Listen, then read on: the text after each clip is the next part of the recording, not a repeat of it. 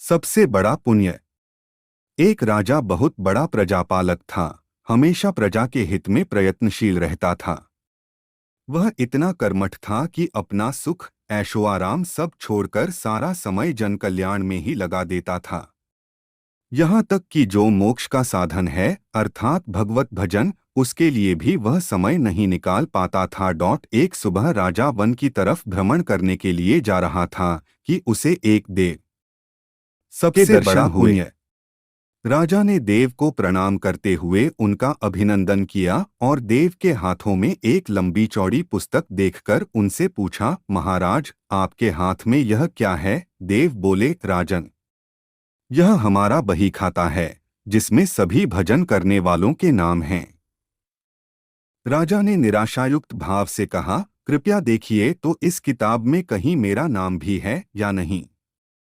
देव महाराज किताब का एक एक पृष्ठ उलटने लगे, परंतु राजा का नाम कहीं भी नजर नहीं आया। राजा ने देव को चिंतित देखकर कहा, महाराज आप चिंतित ना हो, आपके ढूंढने में कोई भी कमी नहीं है। वास्तव में ये मेरा दुर्भाग्य है कि मैं भजन कीर्तन के लिए समय नहीं निकाल पाता और इसीलिए मेरा नाम यहाँ नहीं है। उस दिन राजा के मन में आत्मग्लानि उत्पन्न हुई, लेकिन इसके बावजूद उन्होंने इसे नजरअंदाज कर दिया और पुनः परोपकार की भावना लिए दूसरों की सेवा करने में लग गए। कुछ दिन बाद राजा फिर सुबह वन की तरफ टहलने के लिए निकले तो उन्हें वही देव महाराज के दर्शन हुए। इस बार भी उनके हाथ में एक पुस्तक थी। इस पुस्तक के रंग और आकार में बहुत भेद था और यह पहली वाली से काफी छोटी भी थी। राजा ने फिर उन्हें प्रणाम करते हुए पूछा, महाराज आज कौन सा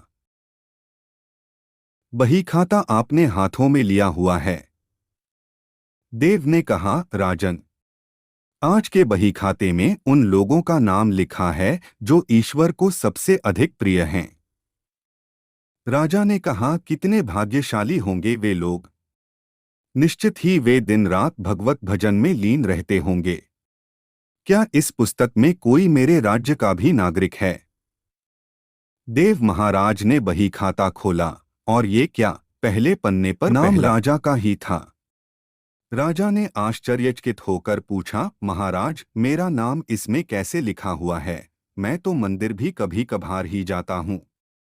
देव ने कहा, राजन इसमें आश्चर्य की क्या बात है? जो लोग निष्काम होकर संसार की सेवा करते हैं, जो लोग संसार के उपकार में अपना जीवन अर्पण करते हैं, जो लोग मुक्ति का लोभ भी त्याग कर प्रभु के निर्बल योगदान देते हैं, उन त्यागी महापुरुषों का भजन स्वयं ईश्वर करता है। ए राजन तू मत पछता कि तू पूजा पाठ नहीं करता, लोगों की सेवा कर, तू असल में भगवान की ही पूजा करता है।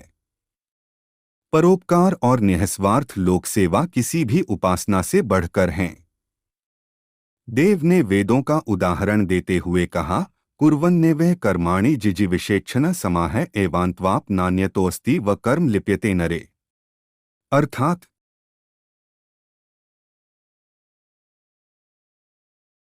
कर्म करते हुए 100 वर्ष जीने की इच्छा करो तो कर्मबंधन में लिप्त हो जाओगे। राजन भगवान दीनदयालु हैं, उन्हें खुशामद नहीं भाती बल्कि आचरण भाता है। सच्ची भक्ति तो यही है कि परोपकार करो, दीन दुखियों का हित साधन करो।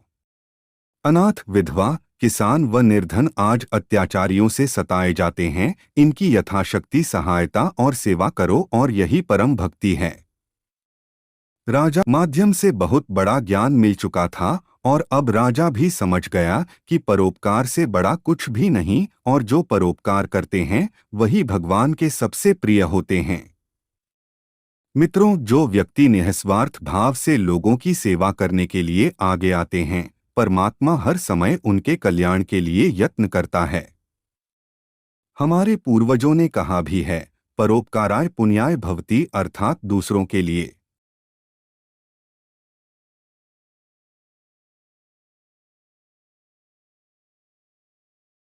जीना, दूसरों की सेवा को ही पूजा समझकर कर्म करना, परोपकार के लिए अपने जीवन को सार्थक बनाना ही सबसे बड़ा पुण्य है। और जब आप भी ऐसा करेंगे तो स्वतः ही आप वह ईश्वर के प्रिय भक्तों में शामिल हो जाएंगे। सबसे बड़ा धन। एक बार एक शक्तिशाली राजा घने वन में शिकार खेल रहा था। अचानक आकाश में बादल छा गए और मूसलाधार वर्षा होने लगी। सूर्य अस्त हो गया और धीरे धीरे अंधेरा छाने लगा। अंधेरे में राजा अपने महल का रास्ता भूल गया और सिपाहियों से अलग हो गया। भूख प्यास और थकावट से व्याकुल राजा जंगल के किनारे एक टीले पर बैठ गया। थोड़ी देर बाद उसने वहां 3 बालकों को देखा। तीनों बालक अच्छे मित्र थे। वे गांव की ओर जा रहे थे। सुनो बच्चों, जरा यहां आओ, राजा ने उन्हें बुलाया। बालक जब वहां पहुंचे तो राजा ने थोड़ा भोजन और जल मिलेगा, मैं बहुत प्यासा हूं और भूख भी बहुत लगी है। बालकों ने उत्तर दिया, अवश्य, हम घर जाकर अभी कुछ ले आते हैं। वे गांव की ओर भागे और तुरंत जल और भोजन ले आए। राजा बच्चों के उत्साह और प्रेम को देखकर बहुत प्रसन्न हुआ। राजा बोला, प्यारे बच्चों, तुम लोग जीवन में क्या करना चाहते हो? मैं तुम सबकी सहायता करना चाहता हूं। एक बालक बोला, मुझे धन चाहिए। मैंने कभी 2 समय की रोटी नहीं खाई है, कभी सुंदर वस्त्र नहीं पहने हैं, इसलिए मुझे केवल धन चाहिए। राजा मुस्कुराकर बोले, ठीक है, मैं तुम्हें इतना धन दूंगा कि जीवन भर सुखी रहोगे। यह शब्द सुनते ही बालकों की खुशी का ठिकाना न रहा। दूसरे बालक ने बड़े उत्साह से पूछा, क्या आप मुझे एक बड़ा सा बंगला और घोड़ा गाड़ी देंगे? राजा, अगर तुम्हें यही चाहिए तो तुम्हारी इच्छा भी पूरी हो जाएगी। तीसरे बालक ने कहा, मुझे न धन चाहिए न ही बंगला गाड़ी, मुझे तो आप ऐसा आशीर्वाद दीजिए जिससे मैं पढ़ लिख कर विद्वान बन सकूं और शिक्षा समाप्त होने पर मैं अपने देश की सेवा कर सकूं। तीसरे बालक की इच्छा सुनकर राजा बहुत प्रभावित हुआ। उसने उसके लिए उत्तम शिक्षा का प्रबंध किया। वह परिश्रमी बालक था, इसलिए दिनरात एक करके उसने पढ़ाई की और बहुत बड़ा विद्वान बन गया और समय आने पर राजा ने उसे अपने राज्य में मंत्री पद पर नियुक्त कर लिया। एक दिन अचानक राजा को वर्षों पहले घटी उस घटना की याद आई। उन्होंने मंत्री से कहा, वर्षों पहले तुम्हारे साथ जो 2 और बालक थे, अब उनका क्या हालचाल है? मैं चाहता हूं कि एक बार फिर मैं एक साथ तुम तीनों से मिलूं। आजकल अपने उन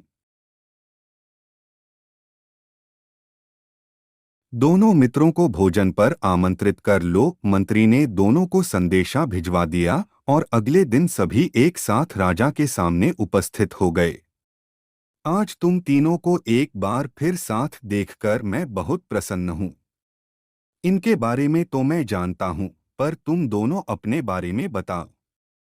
राजा ने मंत्री के कंधे पर हाथ रखते हुए कहा। जिस बालक ने धन मांगा था वह दुखी होते हुए बोला, राजा साहब, मैंने उस दिन आपसे धन मांगकर बड़ी गलती की। इतना सारा धन पाकर मैं आलसी बन गया और बहुत सारा धन बेकार की चीजों में खर्च कर दिया। मेरा बहुत सा धन चोरी भी हो गया और कुछ 1 वर्षों में ही मैं वापस उसी स्थिति में पहुंच गया जिसमें आपने मुझे देखा था। बंगला गाड़ी मांगने वाले बालक भी अपना रोना रोने लगा। महाराज, मैं बड़े ठाठ से वर्षों पहले आई बाढ़ में मेरा सब कुछ बर्बाद हो गया और मैं भी अपने पहले जैसी स्थिति में पहुंच गया। उनकी बातें सुनने के बाद राजा बोले, इस बात को अच्छी तरह गांठ बांध लो, धन संपदा सदा हमारे पास नहीं रहते, पर ज्ञान जीवन भर मनुष्य के काम आता है और उसे कोई चुरा भी नहीं सकता। शिक्षा ही मानव को विद्वान और बड़ा आदमी बनाती है, इसलिए सबसे बड़ा धन विद्या ही है।